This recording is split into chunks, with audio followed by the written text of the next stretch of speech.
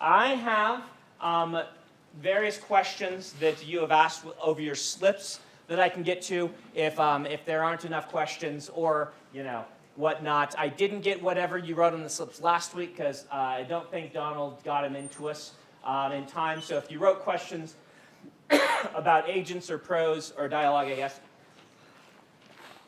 go ahead and ask them now. But you have about an hour and 10 minutes, hour and 5 minutes to just hit me with any random question that you feel like asking. Go for it. This is two-part. Part one, do you ever face discouragement or writer's block when you're on a long project? And part two, how do you get through it? Okay, so discouragement and writer's block. Two-part question. Both very important things that sometimes I cover during the class, so I'm glad you brought this up. The part in my life where I was the most discouraged as a writer was when I had finished 12 novels and had not sold any of them. This was kind of discouraging. When I've been sending them out, the rejection letters are piling up. My mom is calling my dad to call me to be like, what are you doing with your life? Right? He's like, so, son, this writing thing. All of that sort of stuff. And I got into a little bit of a funk where I'm like, what am I doing, right? I've written all these novels. Nobody's buying them. I'm going to be, like my mom always said, begging for beans on the side of the road. And I thought a lot about it. And I had some thoughts. The main one was, I love writing these books, right? This is what I do. This is what I think I'm built to do. This is what, I feel I should be doing. This is where I am, and I'm very proud of these books. And I had to confront a question that you might have to confront, which is, if I hit age 90 and I die, and my family finds 100 unpublished manuscripts in my closet, am I a bigger success than if I give up now? Meaning, am I willing to take the risk as a writer that this will never be anything more than a hobby? Am I willing to accept that that could happen? And for me, the answer was yes. The writing of the books and giving them to my friends, as Jane Austen did for her career, and never getting any renown or whatnot, was enough for me. And it's led me over the years to some sort of philosophical look at this whole writing thing, which, as I said, we take the assumption in this class, during the class period, that you want to be a pro, right? But you don't have to do that. In fact, I don't know if I shared this kind of analogy with you at the beginning of class, but how many of you have friends or you like to go play basketball or volleyball or something like this? You go play basketball with your friends every Wednesday night. That's a pretty solid hobby, right? You're doing it every week. It's something that's taking a substantial amount of your time. But people don't come to you and be like, oh, so when are you going to join the NBA, right?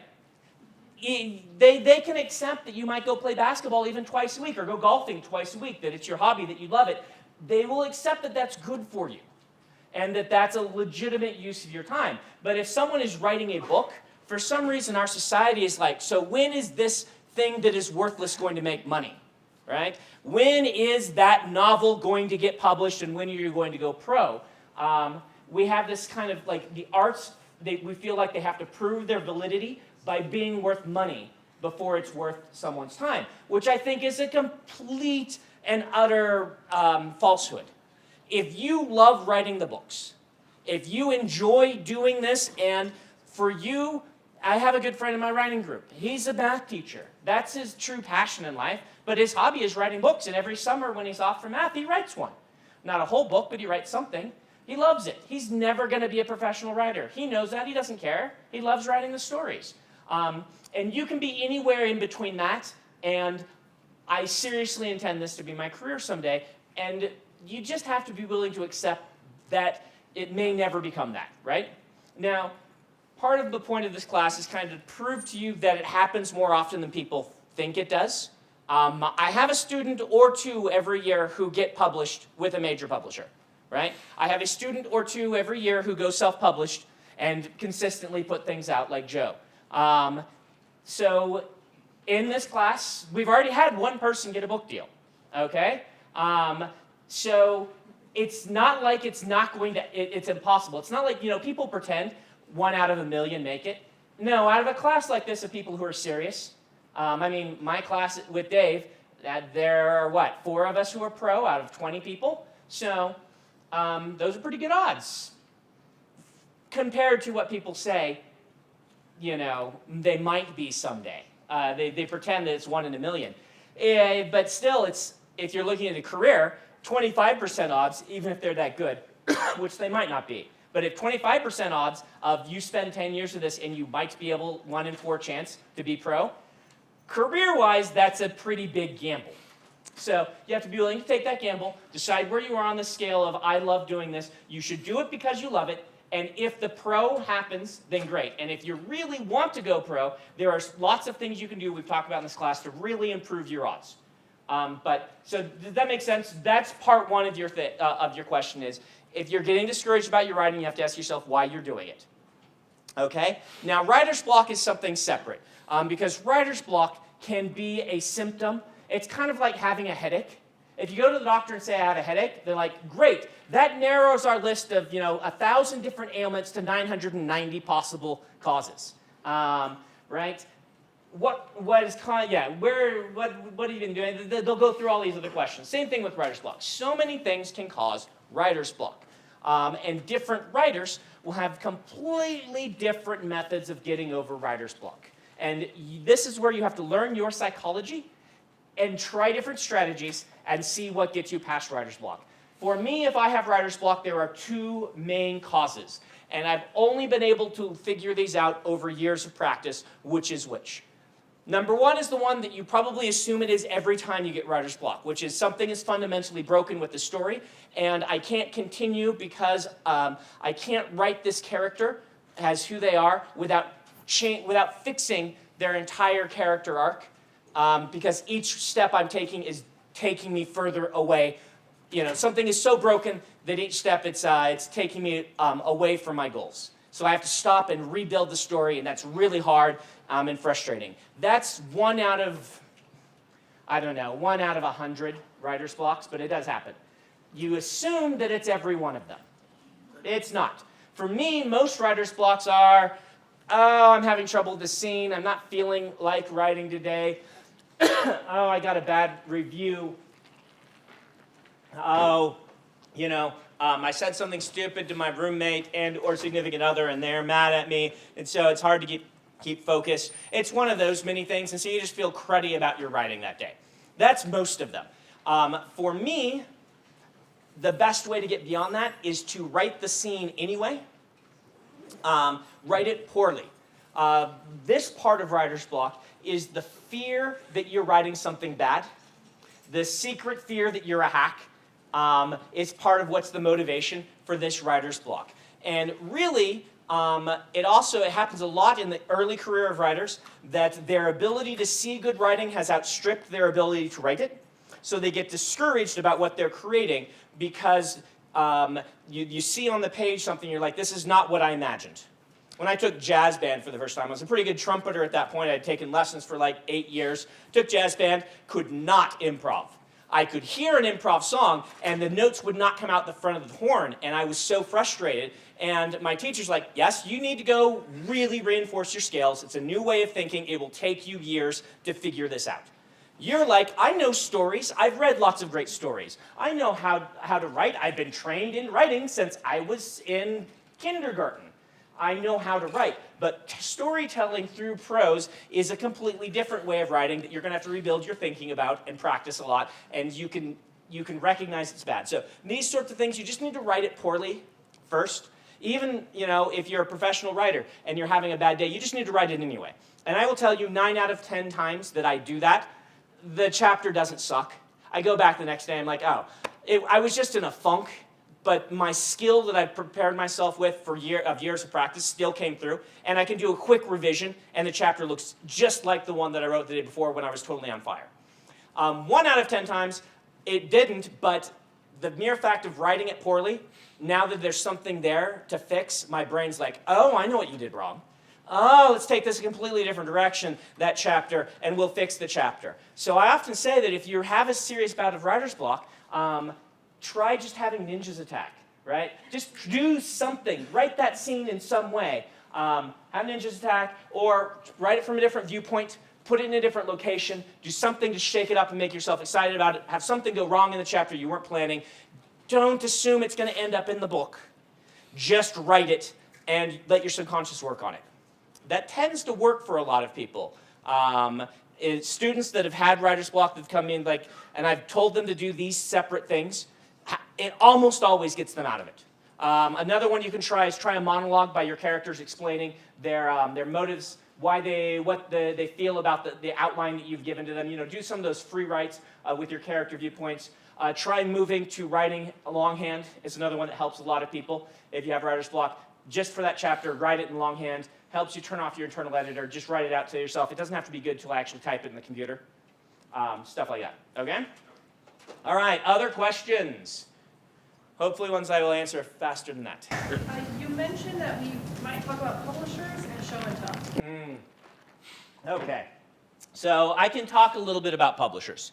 And I'll try to do kind of a quicker version of this. But I think we'll leave show versus tell for go research show versus tell online. I've talked about it. It is just one of these fundamental things to do in writing with prose. Learn how to show versus tell. And it's so much easier if you can find an exercise online where they'll say, try to trim this down by 10%. Try it with your writing. Try to make it more active. Try to get rid of passive verbs highlight all the wases and to be's and things like that. He was a man like this. It highlights it. You say, well, how can I show that he was a man like this? Try some of those exercises. It's one of those hands-on things that you really have to do a lot of. Publishers. So here's the thing. How many of you guys are writing teen or middle grade? So you guys, I can help a lot less. The reason for this is that I broke in through epic fantasy. Not through teen. I have published in teen, and I started publishing in middle grade 2 years after I broke in, but I already had an agent, and my agent handled it. And so I have much less in the trenches advice on teen. When I've asked about it, a lot of people say that teen does tend to be more corporate, meaning that it's a lot less easy to break in without an agent into teen and middle grade. And this kind of follows one of the fundamental rules of bad writing in that it's really hard to write a good teen book, just as hard as it is to write a good adult book, but because they're much shorter, it's a lot easier to write a bad one. So, for instance, picture books, which are the easiest to write bad versions of, still very hard to write a good one, but it takes, you could probably write a bad one in an afternoon. They get so many submissions, right? And middle grades and chapter books the same way. It's so much easier to write a chapter book. You take a few weekends, you write out, the 5,000 words that could go in one of these short chapter books, and then they send them in. And you're like, yes, but it doesn't take as long to review, but you got to remember, they're only reading one page of it no matter what it is. So the people who are having the teen submissions are having just way more submissions because more people are writing them poorly. What this has resulted in is that teen publishers tend to be a bit more corporate. The other big distinction here is science fiction fantasy had a very grassroots start. A lot of writers and a lot of fans said, nobody's writing the stuff that we want. We will go ahead and write it, create our fanzines. Publishers grew out of that. All the big publishers in science fiction that I can think of that have a legacy, that weren't just started brand new, were started because some fan became a publisher to publish these books and started as a small press. And so things like Daw was Donald Wollheim, right? And things like Del Rey was Lester Del Rey. And Tor was Tom Doherty. These are started by fans, basically. No one got into science fiction because of the money. If you wanted the money, you went into other areas of publishing. You went into science fiction because you like science fiction. So what this means is there are a lot of publishers in science fiction who still have this kind of tradition of grassroots, this kind of tradition of, we don't need no agents, we are fans and we like publishing fans. this also means that some of the publishers in science fiction are a lot more open to new writers, but also have more of a chaotic approach to publishing. And we'll kind of move up the list. On this side, the most chaotic is Tor. Tor is the biggest and the most wonderfully chaotic of them all. When I published with Tor, when I said I really want to be with Tor, my agent said, that's good as long as you understand one thing. There is no adult supervision at Tor. That's what he said. He said, Tom Doherty is the benevolent grandfather and he lets the grandchildren do whatever they want. And that is a tongue-in-cheek summary of what Tom has created in a publisher that is capable of publishing any great science fiction regardless of editorial style. They can publish something by Gene Wolfe that is really literary. They can then go publish something by me or John Scalzi, which is very market-friendly. They can do everything in between. They've got, they've got queer fiction. They've got steampunk. They've got stuff that feels like a thriller, that's an action thriller. They've got everything at Tor. Anything that you would want to publish that has a science fiction fantasy bent, Tor will take. That's different than a lot of the publishers. Some of the others are like that, but many of them are not. We only publish, 100 books a year or fewer. We publish 30 or 40. We have to have a consistent editorial vision for our line, so they feel similar. That's kind of the standard way you do publishing for a lot of these imprints. So at Tor, Tor will take unagented submissions. It will take unsolicited submissions most of the time. You look on their website, they'll tell you, but they are the most open to new writers, but they are also the ones who get the most submissions, have the most editors who are very different from one another in what they want to publish.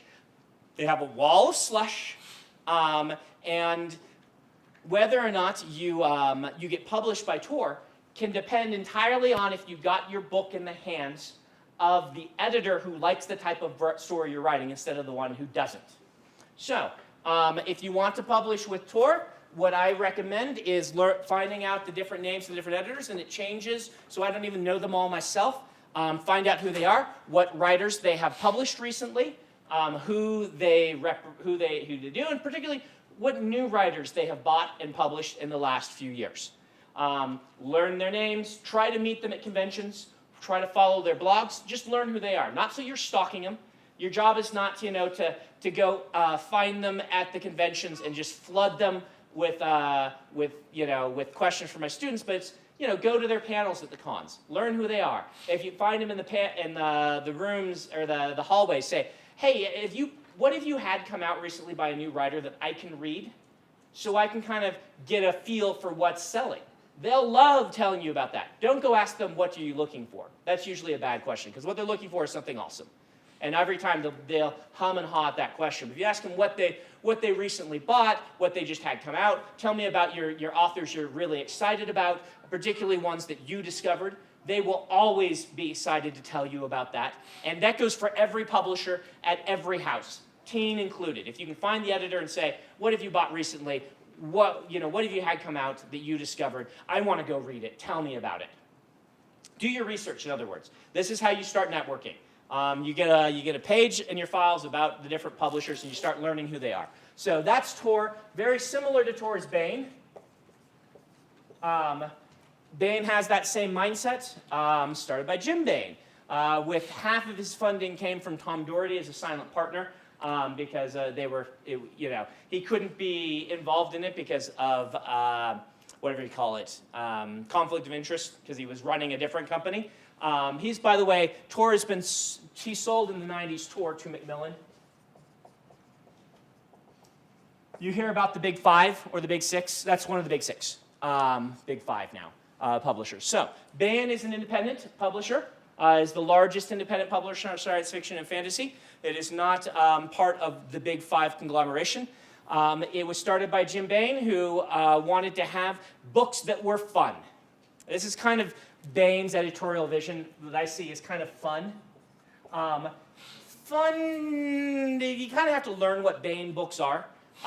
They do a lot more pulpish type stuff, which means high action, high amounts of great plotting, but they do have some variety in that. By the way, tours everything. So Bain does a lot of military SF. It does a lot of kind of fast-paced fantasy. It can be epic or not, but kind of fast-paced.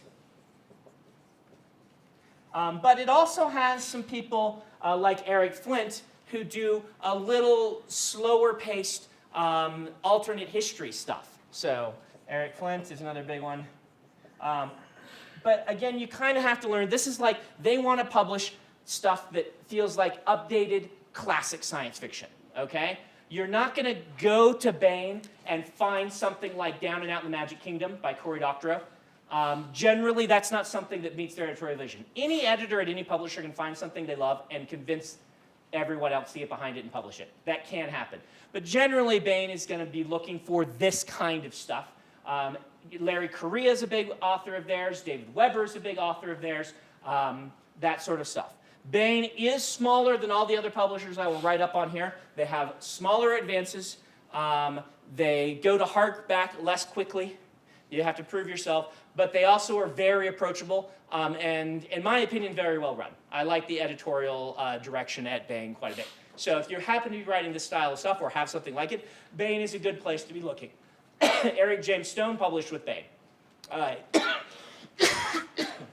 Excuse me. All right.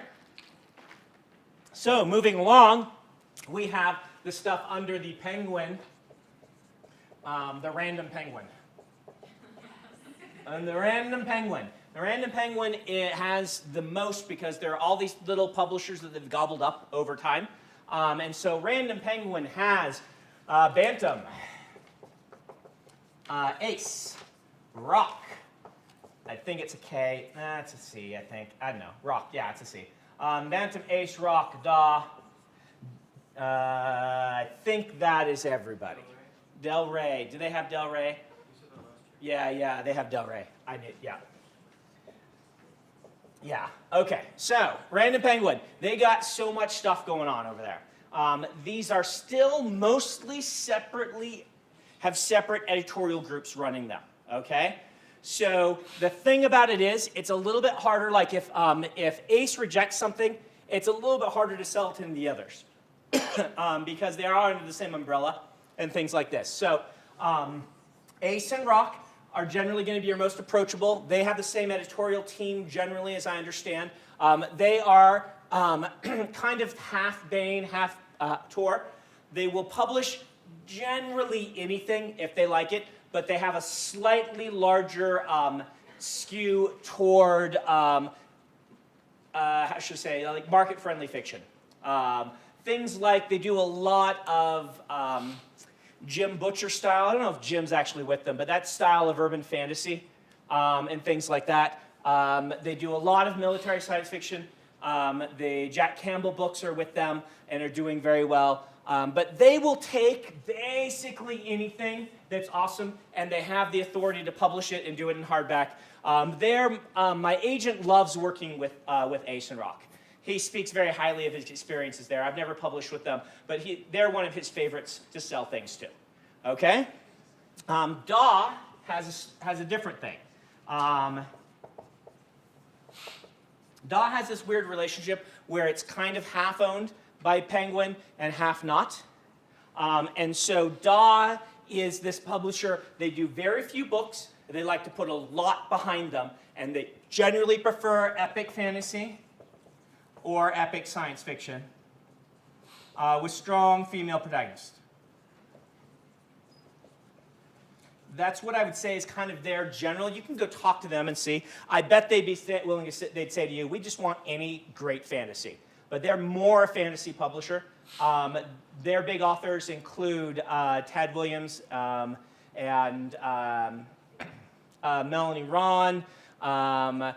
Was with them for many years. Pat Rothfuss is a Daw author, but there are tons of them.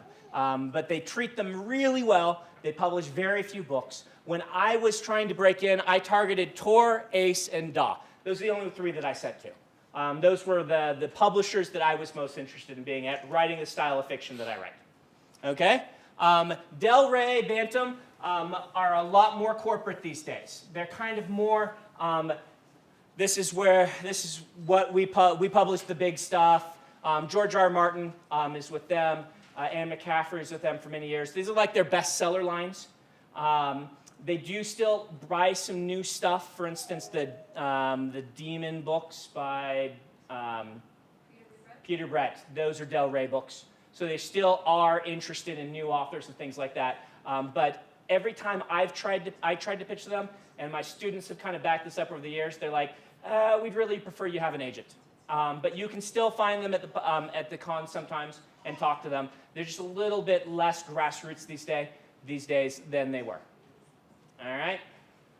All right. So then we have, let's see, that's Random Penguin. Then we have Harper.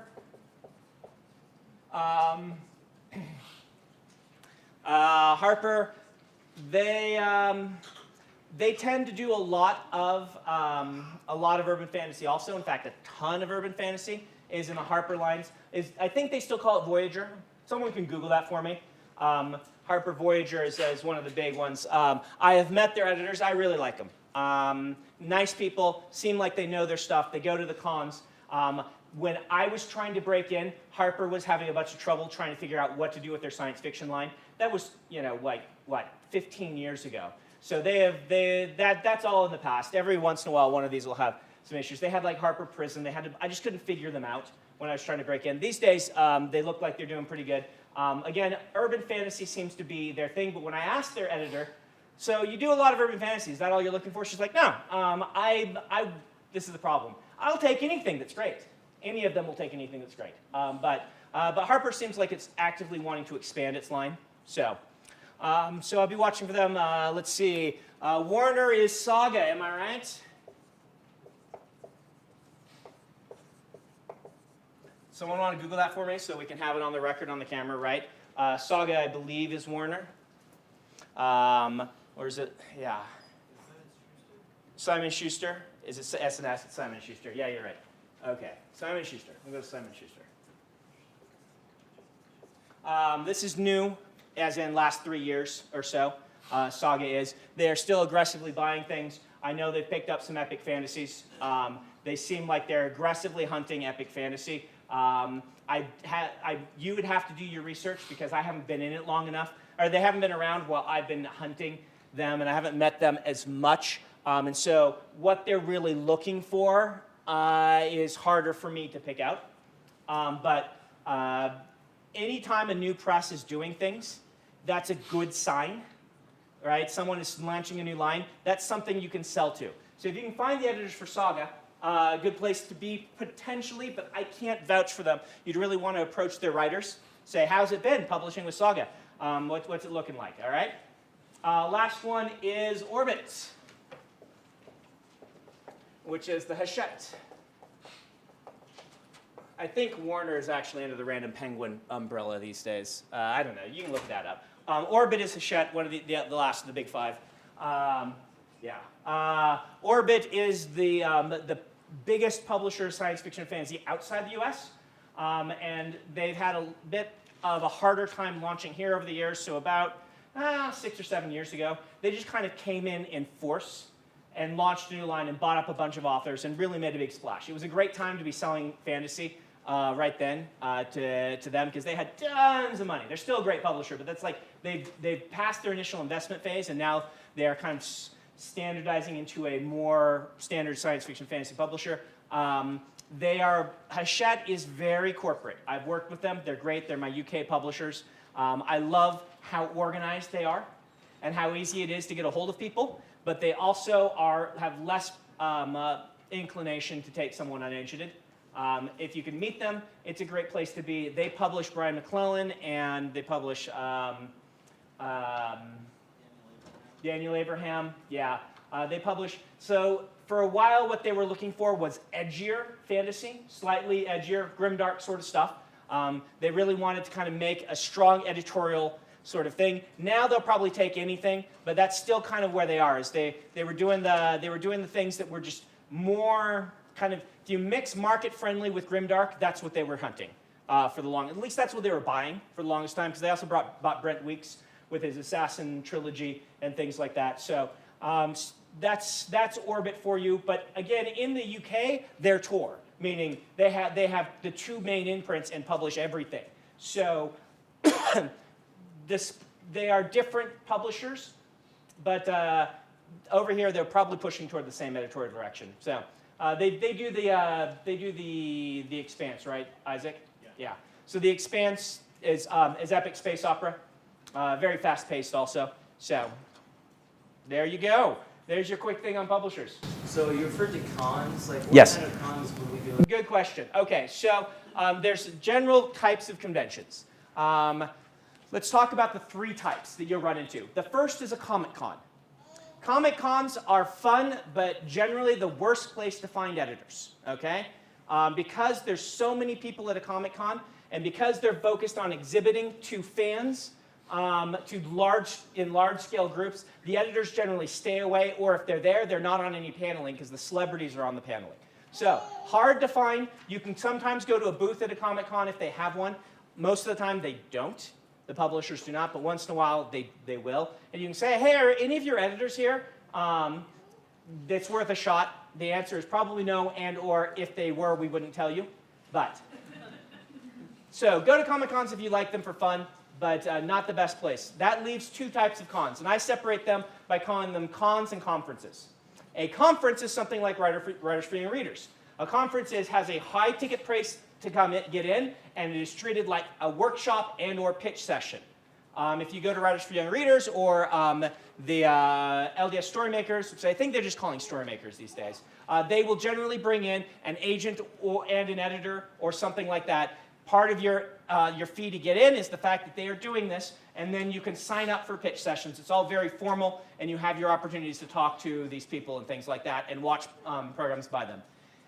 That's basically your best shot in teen, is to find the conferences, right? In teen and YA, a lot of the teen editors do these things. They come to Writers for Young Readers, or they go to like the Maui Writers Workshop or things like that, and you can find them.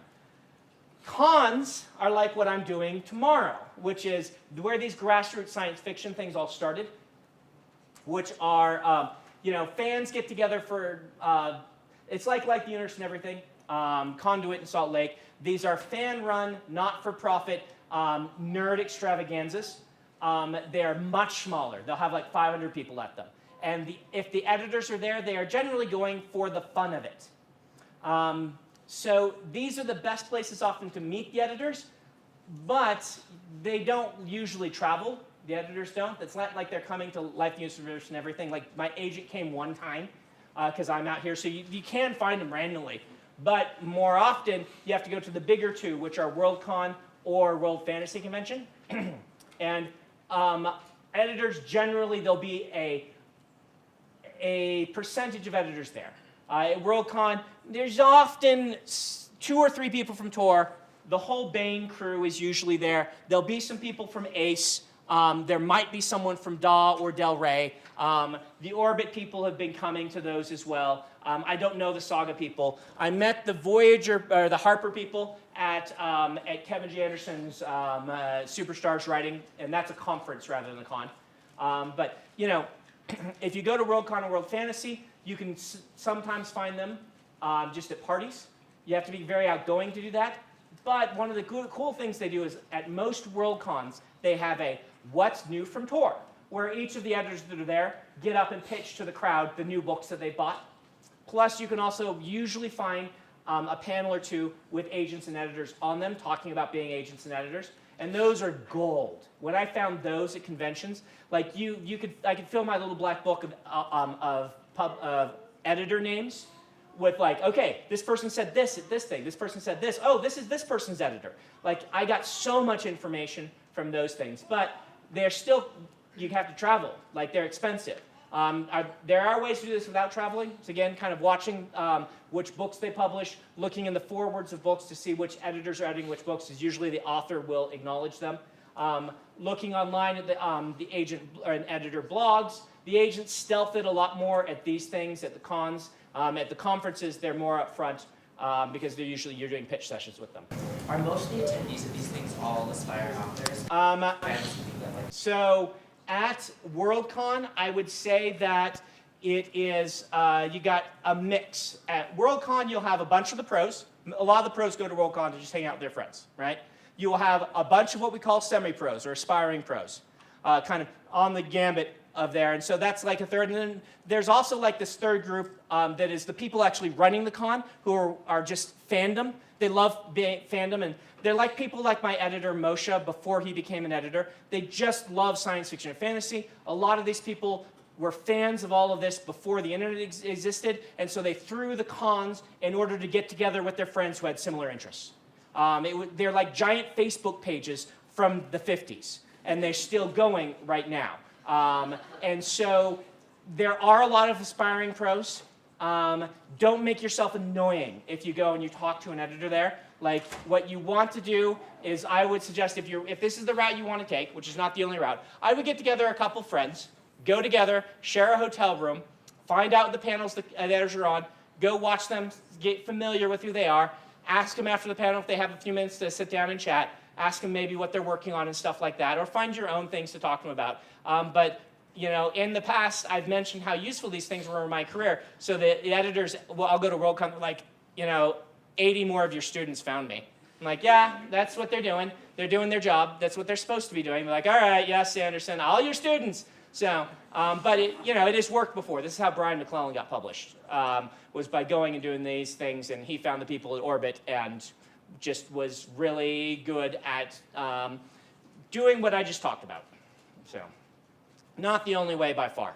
You can still submit just kind of blindly, but even if you submit blindly, what you want to be doing is submitting a manuscript that says, dear, instead of dear acquisitions editor, you want to be able to say, dear Moshe Fader, I know that you are the editor who discovered and publishes Brandon Sanderson. I love Brandon's works.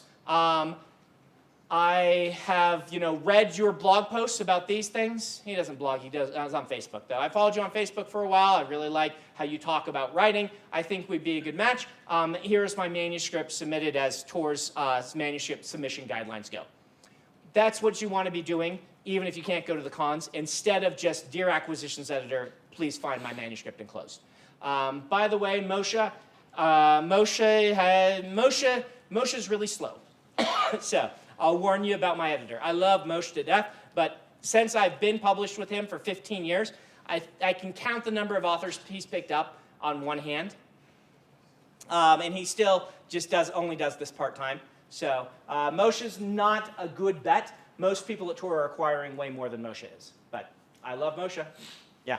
So in a conference where you're doing pitch sessions, what are those Yeah. like? Pitch sessions. So to do a pitch session, I would take your book, figure out how to do a one-sentence pitch on it. Okay? You can find out examples of these things online and whatnot. You can't do everything. So my one-sentence pitch for Mistborn was, what if the hero who was supposed to save the world failed and the Dark Lord took over? Now a group of thieves are going to try and rob him silly, bribe his armies away, overthrow the empire, and make off with the money. It's a mashup of Ocean's 11 and epic fantasy. That's your one-sentence pitch. Does that cover everything? No, not at all. So you want to have that pitch, and then they'll probably say, so tell me more. And then you are ready with kind of the longer summary. Well, there's this thief, Kelsier, who was a gentleman rogue who robbed the rich for his own benefit. He got caught, thrown in a terrible prison, and in the prison discovered he has incredible magic powers. The trauma brought them out. He has now escaped, and he wants vengeance on the Dark Lord, the man who years ago, 1,000 years ago, took over the world and has been ruling with an iron fist. But Kelsier's way of getting revenge is to rob somebody. That's the only thing he knows how to do. So he's getting together his old crew. He's going to pull off the heist of the millennia by robbing the Dark Lord himself. Problem is, he finds out that all their faces are too well known. They're all being hunted. There are certain things they can't do. They need a new recruit. So they go and recruit Vin, who's a 16-year-old street thief who has been manifesting some of the same powers that Kelsier has now mastered. It's primarily his story and her story as she is taken under his wing, trained to use the magic, and trained to imitate a noblewoman so she can infiltrate noble society for them to help them pull off their heist. You go into the longer pitch, right? Kind of hit some of these things, but still not hitting plot points. Have those 2 pitches ready. Practice them in front of your roommates. Practice them in front of people. The 1 sentence, which is really usually like 2 sentences put together with semicolons. But the 1 sentence pitch, and then the longer, this is like 2 or 3 paragraphs. But you want it to go as fast as I just gave mine. And then you want to be able to launch into longer descriptions when the person's intrigued of, oh, that's cool, what's the magic? Oh, the magic's really cool, it's like this. They're like, oh, that's great. What happens at the end? Because they often will want to know that. You're like, oh, it has a great twist ending. They're thinking they're doing this, and then this thing happens. And you just want to be able to talk animatedly about your story like that. If you do what I just did, every one of them is going to ask for your sample chapters. And then your sample chapters have to be awesome. But if your sample chapters are awesome, theoretically they'll request the full manuscript. And what you've got to remember is any of these places that I say take only unagented, or take agented submissions, which is a lot of these guys, if you meet them at a convention, they have the right, they can be like, oh yeah, send that to me. That means you don't have to worry about that whole agented thing, right? You can submit to them directly.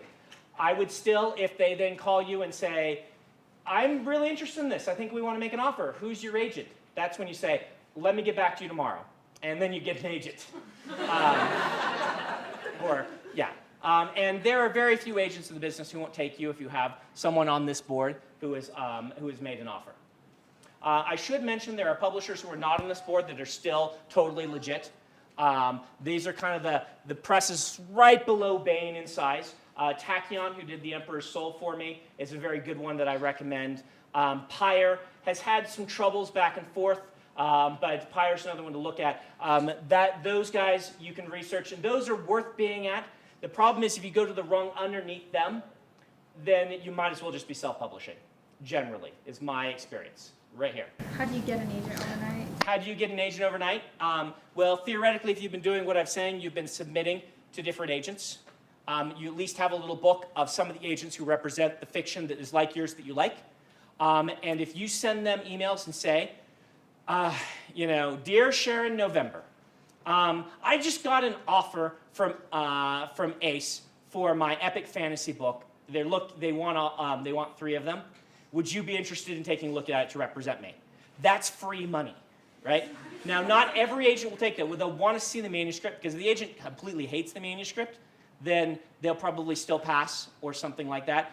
But every one of them will say yes. And if you have a list of like 10 that you can submit to and say, I've submitted this to multiple agents, if you could get back to me in the next couple of days, that would be awesome. I need to make a decision pretty soon so we can move forward with this. They'll all look at it really fast because, again, it's free money. And someone else has done the work that they normally do, and they like that idea, okay? So if you have an offer, you will not have trouble getting an agent. If you have an agent, you can still have trouble getting an offer, but it does happen a lot more likely that you will if you get one. Okay? Yes? So sort of going back to what we were talking about Yep. at the beginning, I sort of, for myself, feel like I'm at like the dark night of despair moment that you Yep. about here. So I'm not to 12 yet, but I've got 3 or 4. Good. So how do you know if what you're submitting is just complete crap? Or, like, it's obviously you are just going to keep going. Yep. Yeah. How do you know if it's complete crap? Boy.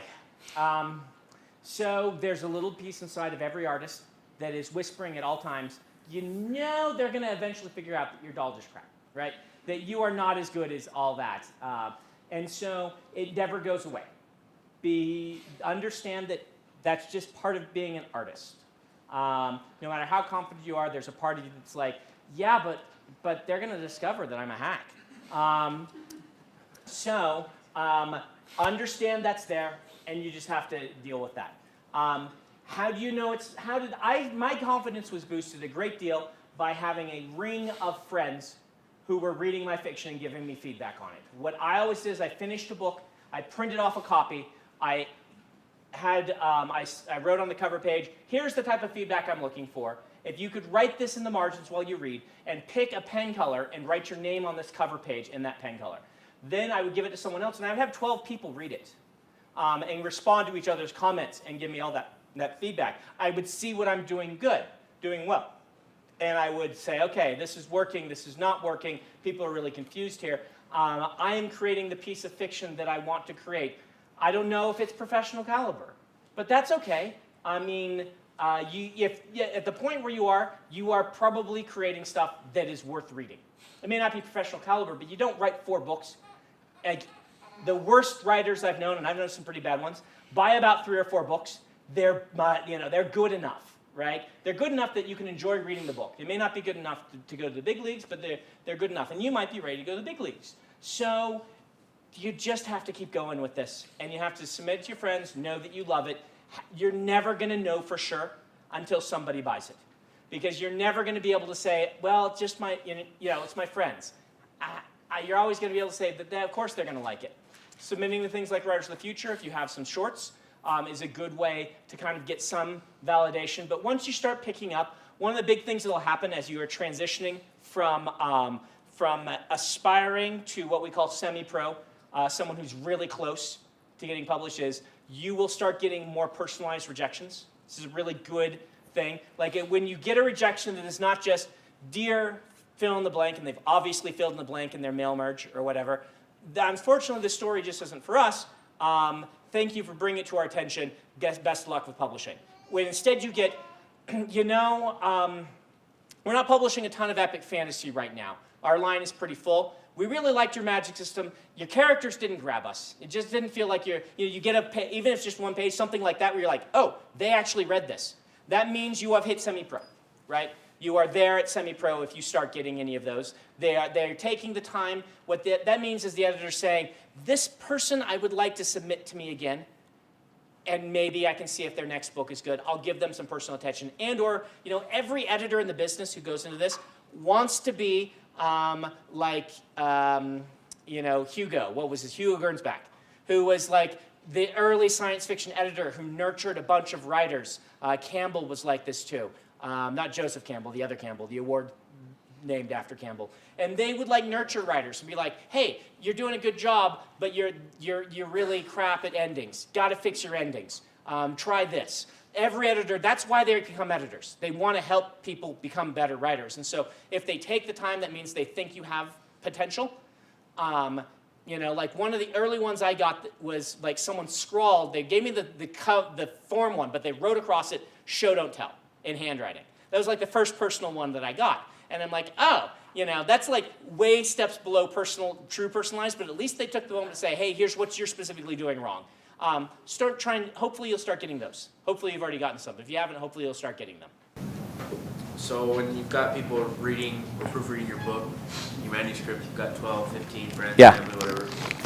Say you've got 12, you've got 6 people that say this part's confusing and 6 people that say they totally get it. What do you do? What do you feel? You read that piece yourself and you are the ultimate decision maker. You have to do what it feels like. Sometimes you want something to be confusing. Usually not, but once in a while you're like, I want this to be confusion. If you want it to be confusing, the easiest thing to do is have one of the characters say, wow, this is confusing. And then that gives the reader permission to be confused. And they're like, oh, okay. Sometimes you're like, I feel like half of my audience getting confused is too many for this piece. It's a really important plot element. I'd better make this extra clear. Sometimes you're like, this is kind of irrelevant. I'll actually kind of shove it more under the rug so it doesn't draw their attention and make them think that this is a major plot point. You go all different directions on those things. The more you do this, the more experience you'll get. And if you really want to get some better feedback, you can rewatch the lecture on writing groups and try to take some of those suggestions, try to explain your feelings rather than trying to fix the problem. Just write out, your feelings here or things like that. Okay, other questions?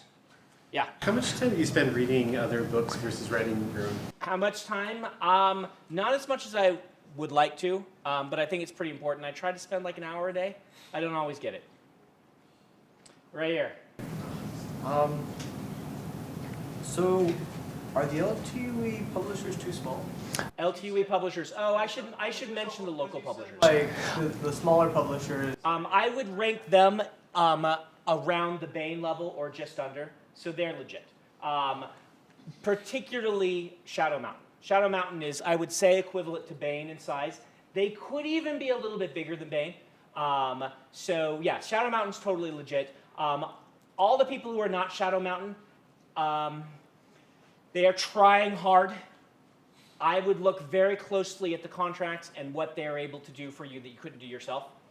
But I mean, I know some people like Cedar Fort's a good example. Cedar Fort's a publisher who's trying very hard, and I know they have some big names.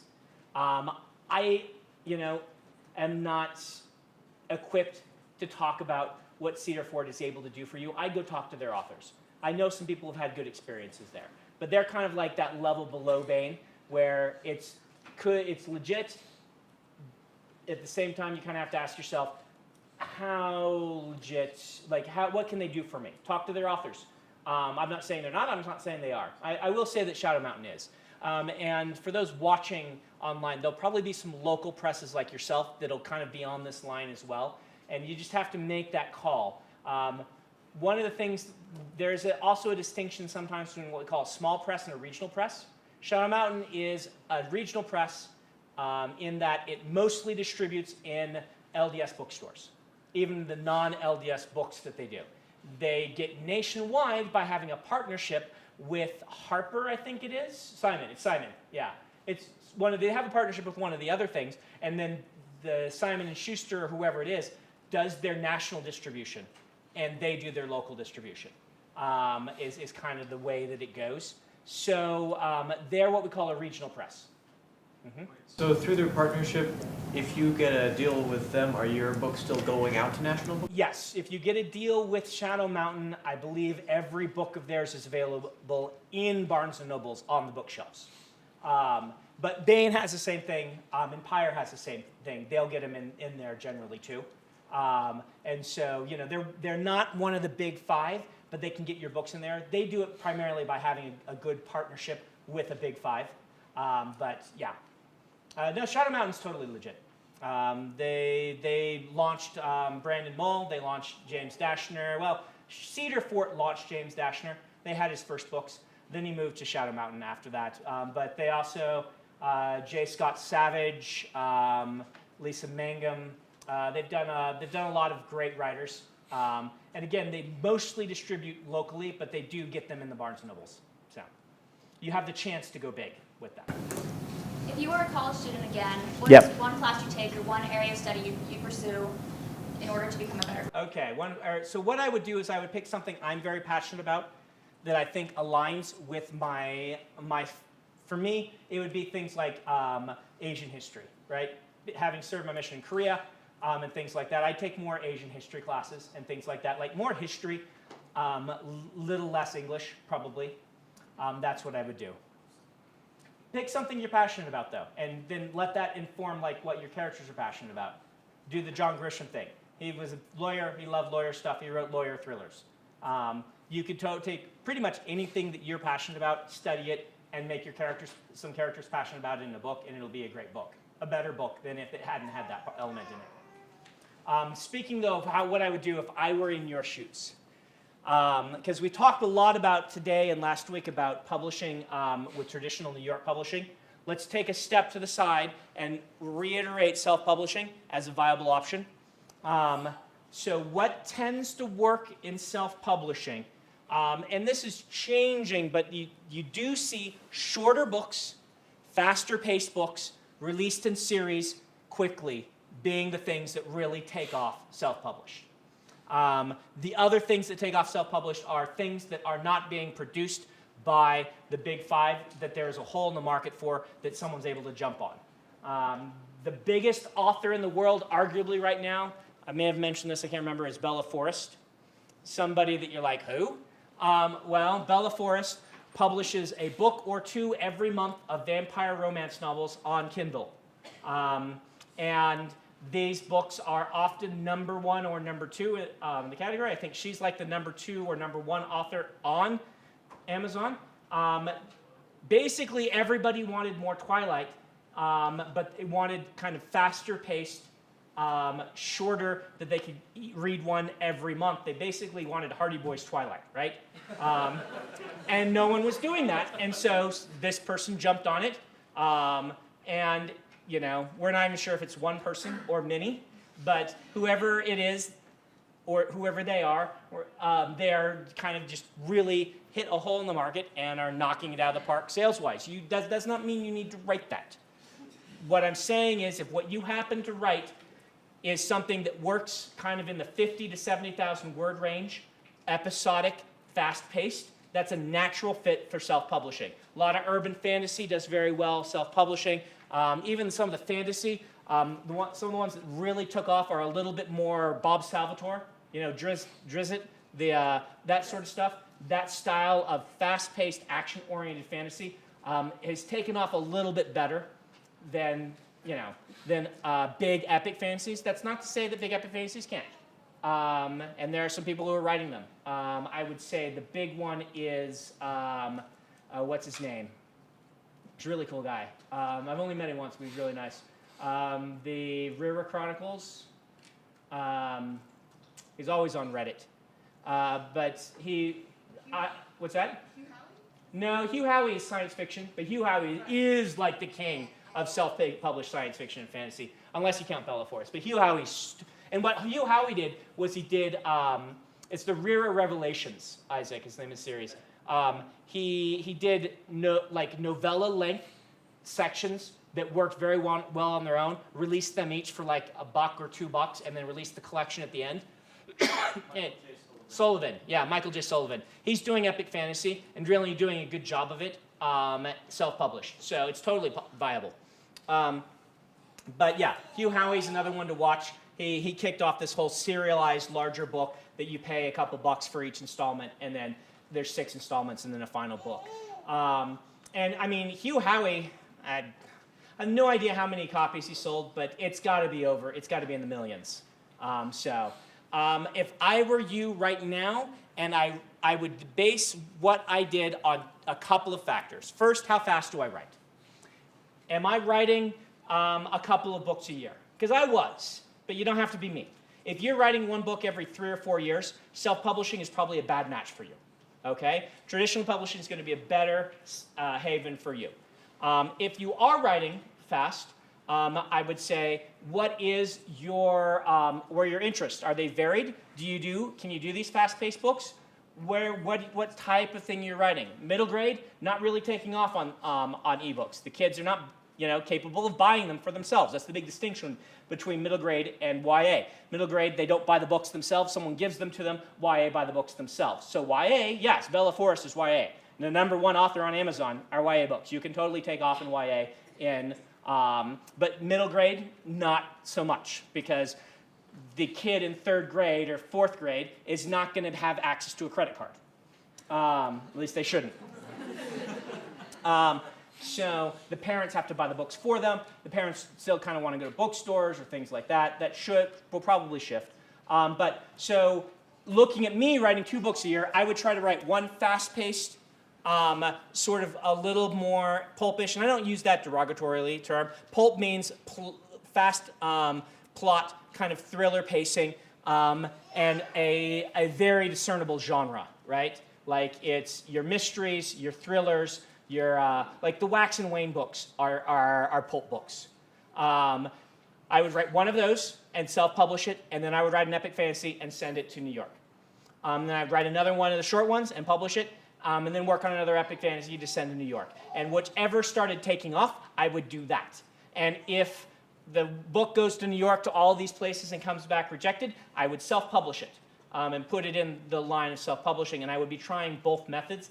But I know myself, I write fast, I can write the stuff that does well self-publishing, and I don't mind doing it myself. Because that's the third thing. If you're like, I have no desire to find my own cover art and things like this, I really, really, really like the idea of someone else taking care of all that so I can focus only on the writing, then self-publishing is not for you. If whatever you write, regardless of whether it's what I've said it matches or not, if you're like, I love the idea of only being accountable for myself, of making sure the cover is something I like, of making sure the editing is something I like, self-publishing is a fantastic match for you. The small process can be a little bit better at working with you on things like that as well. Okay? Yes? You talk about writing stuff you're passionate about, yep. Especially with like your Rule Zero. I'm wondering what your big passionate starting idea was for the Stormlight Archive. Stormlight Archive? And how did that come about? So the big start of the Stormlight, the earliest idea was the character of Dalinar, who was the brother to the king after the king gets assassinated, whose nephew, who should be king, is a bad king. And so what do you do if you're put in that position where you love your brother and your nephew? It's this whole leadership concept, which is fascinating to me, right? What do you do if you're put in that position? Do you usurp the throne for the good of the kingdom, or do you let a bad king rule and do your best to keep him from screwing things up too much? That was the earliest idea for the Stormlight Archive. The other big passion thing for me was my belief that epic fantasy was not going as far as it needed to go or could go in world building. I felt that the addition of magic and not having to follow the laws of physics in consistent ways, but that sort of thing, could lead to really fantastical, interesting settings that nobody was writing. There was too much medieval Europe or medieval Japan.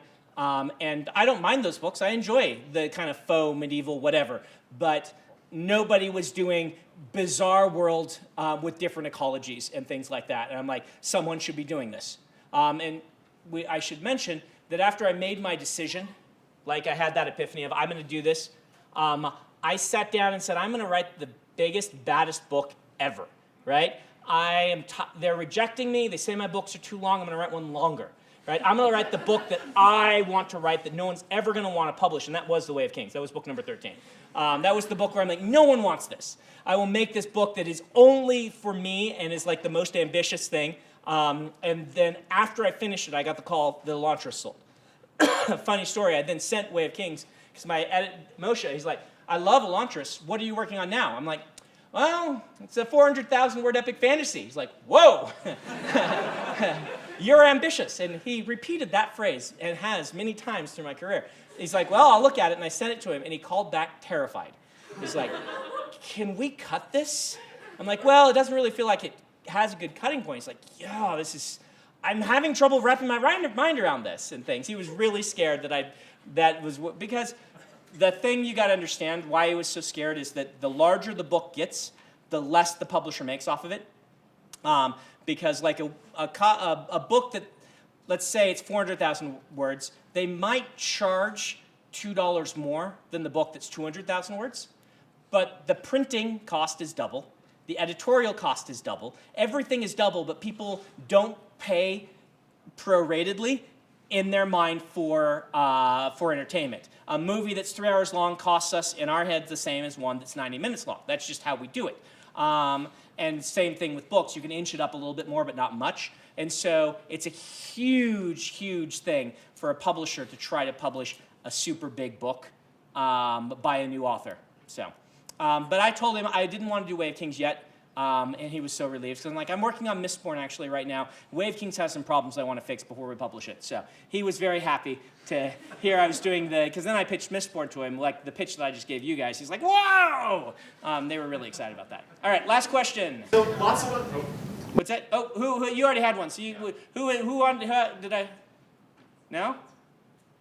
Okay, go ahead. Okay, so lots of us in this class have been very lucky to get great writing groups. If someone's watching at home and they don't know a lot of writers to be in a group with, what should they do? Right. Okay, we'll end on this question. Again, if you have ones I didn't answer, I will be here at the final, just sitting around answering questions and chatting. If you can't get a writing group, your local science fiction convention, the people who take the panels about how to write, who do the workshops, are going to be one of your best places. If you're not in college, college is a great place, but these are the things the cons are great at. It can take some work to find people who will fit, but it can work.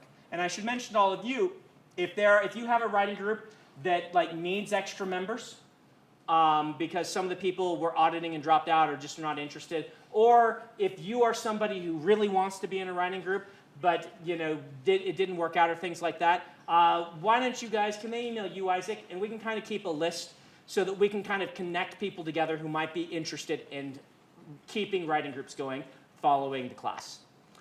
All right, guys, this has been your class. You have been a great audience.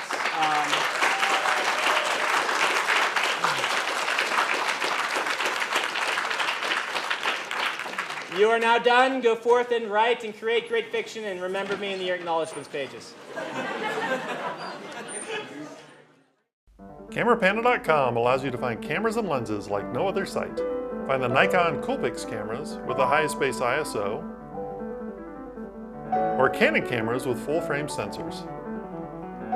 Find Sony E-mount zoom lenses ordered by Aperture in just 3 clicks. CameraPanda.com shows you prices from up to 30 different sellers. CameraPanda.com, striving to be the world's best camera and lens shopping site.